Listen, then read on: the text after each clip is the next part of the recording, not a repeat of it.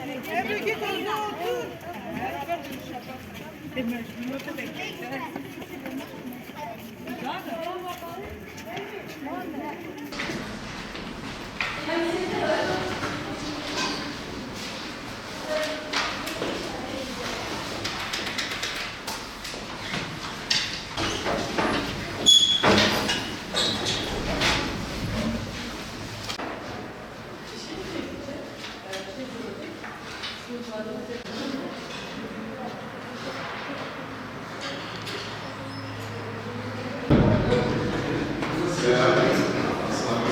Size tutalım.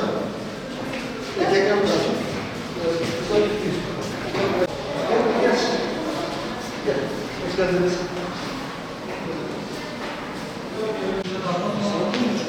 Merhaba.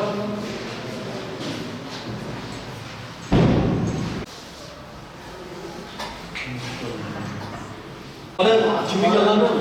Tabii. Çıkar. Bana birisi var. Bana.